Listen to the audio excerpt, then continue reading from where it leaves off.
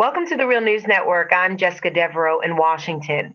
And welcome to this edition of the Epstein Report. Now joining us is Gerald Epstein. He is the co-director of the Political Economy Research Institute at the University of Massachusetts Amherst. And he's the co-author of a new report titled Overcharge, the High Cost of High Finance. Thank you so much for being with us, Gerald. Thanks for having me, Jessica.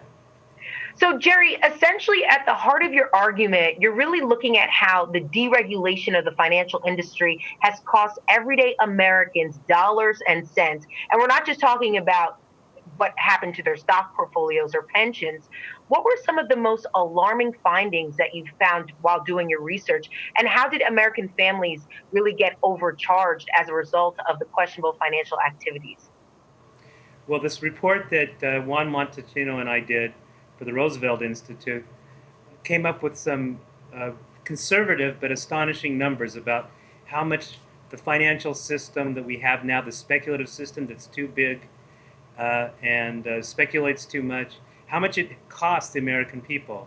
What we found is kind of our bottom line numbers is between 1990 and 2005, and then adding on the cost of the financial crisis, it costs somewhere between $13 trillion and $23 trillion, which comes out to about $40,000 to $70,000 per American, which is a huge cost. And we thought this bottom line number was pretty astonishing. Okay, so those are huge numbers, and folks are not going to make sense of that. How did it actually affect them? Were we talking about higher prices in rent?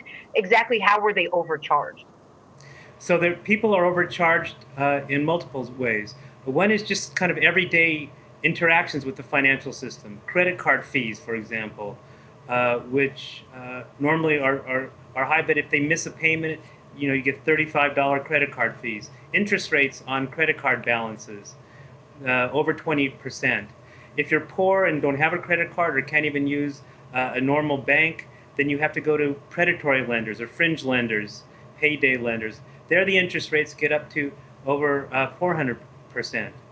If you missed a payment on a debt, then debt companies come after you and pile up fees on late payments and so forth. So in everyday interactions that Americans have with the financial system, they get overcharged. And what overcharged also means is that the banks are getting overpaid. They're getting huge rents, that is excess wages. The financial companies are getting excess profits. All of this is a way in which Americans pay on a daily basis. But there are more subtle ways as well. For example, economic growth is lower than it would be otherwise. And this affects all Americans. Gerald, I'm just going to push back a little bit because some folks are going to say, if you miss a payment, that's really on you. You should be accountable, and you know the fine print. It is written there in the contract that you will be charged these fees. So what do you say to those folks? Well, a lot of people, a lot of the ways in which banks are able to overcharge is that they hide these kinds of costs. They hide these kinds of fees.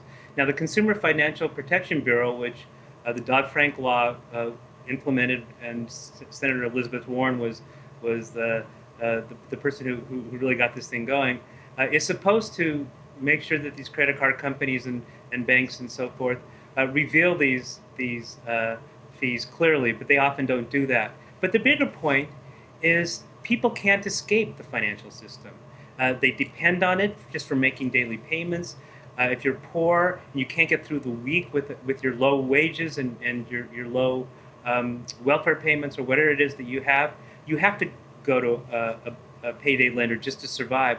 So oftentimes people don't have any choice. If you have a 401k and you work for an employer, you don't get to choose who manages that 401k.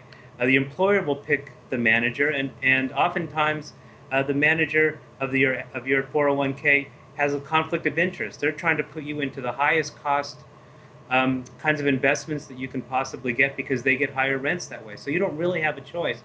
So a lot of these areas are areas where people really do not have much choice. All right. There are going to be people, too, that are going to question how you were able to draw such conclusions, Gerald. Can you just talk a little bit about your process and how can you prove causation through your data? Right. Good questions. So what we did is we divided the overcharging or the cost of the financial system into three components. The first is we call rents and excess profits. That is, how much do people pay the asset managers and the banks and so forth over and above what they really deserve? That is, over and above what these same companies and the same employees, high wage employees would get, say, if they were working in other similarly placed industries. So we looked at data put together by two economists, Philippon and Reshef, who carefully measured the rents that these employees get in the banks. And we just added it up. And we added up the excess profits as well and found that it came to somewhere between 3.6 and 4.2 trillion dollars between 1990 and 2005. The next thing we looked at is what is the impact of our financial system on economic growth? And there we looked at some research from the IMF and from the Bank for International Settlements, which suggests that if you have a financial system that has debt to GDP over 90%, that the economic growth is going to be lower than if you have a more normally sized financial system. So in the US, it's about 135%. So what we did was use their numbers to calculate, well, how much lower is economic growth as a result of our bloated financial system? And what does that cost the American people? The third component we added was what was the cost of the financial crisis to the American people? And then we used numbers from the Federal Reserve System. So we just did the math. We added up these analyses from other economists, and that's where we came up with the figure somewhere between 13 trillion and 23 trillion dollars. So if we have these numbers between 13 trillion, excuse me, to 31 trillion dollars, So 23 trillion. okay, I'm $23 trillion. Is it just a matter of reinstating the laws that were on the books before this increased deregulation of the financial industry, like reinstating Glass-Steagall? Is it just a matter of doing that, or do we have to think differently about how we're going to address this issue? Because let's be frank, this is a very different reality that we're talking about than when the Clintons were in power in the 90s. You know, the big banks are now even bigger, and if they weren't too big to fail back in the last financial crash, what kind of status they have now? I mean, some people would say they're like deities. You know, they're untouchable. So essentially, what do we really do to prevent Americans from being overcharged? Give us some concrete proposals. Yes. So you're right. It's the power of the banks, surprisingly, in some ways, has gotten even greater following the crisis. After the 1930s crisis, the bankers were put back in their cages. But after the crisis of 2007, 2008, the banks came smelling like roses and are more powerful now than ever because they were bailed out by the Bush administration and by Timothy Geithner and others working for Barack Obama. So what do we do? Well, one thing is yes, there was this Dodd-Frank law that was passed, and now the Republicans and friendly Democrats are trying to completely gut it. So the first thing that has to be done is to protect the Dodd-Frank law. Americans for Financial Reform and other groups are out there trying to do that. But as you suggested, that's not enough. The second thing is to impose stronger regulations, like what Bernie Sanders and Elizabeth Warren have called for, a new Glass-Steagall Act to separate out speculative banking from banking that helps Main Street, and not let the speculative banking have access to the support of the taxpayer. So that's another thing.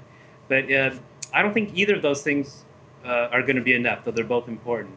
In addition, what we have to do is have alternative financial institutions, public options, financial institutions that are publicly oriented, that are not profit oriented, that invest in the community, that provide loans to the community on reasonable interest rates, that provides places for people to earn retirement income and so forth. So, for example, we used to have a postal savings bank system in the 1930s, 40s, and 50s, which was destroyed.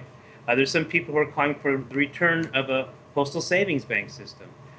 Low cost, low risk, just the facts, simple, boring banking.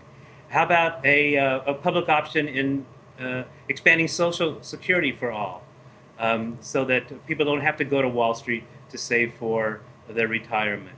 Every place down the line, we need a public option to compete against the private banks and provide a safer, cheaper uh, set of financial services. And I think that we have to have in order to end this overcharging. And the public option will protect Americans from being overcharged. And can you just quickly explain how that is? Well, because instead of going to J.P. Morgan or Bank of America or Citibank, you can get cheaper options, more reliable options by going to the Postal Savings Bank, for going to the public retirement system, to getting mortgages from a public mortgage bank, etc. And And these the will people have. will have more say in regulating how much That's right. those So rates. these will have democratic boards controlled by people in the community rather than by the bankers. Hmm.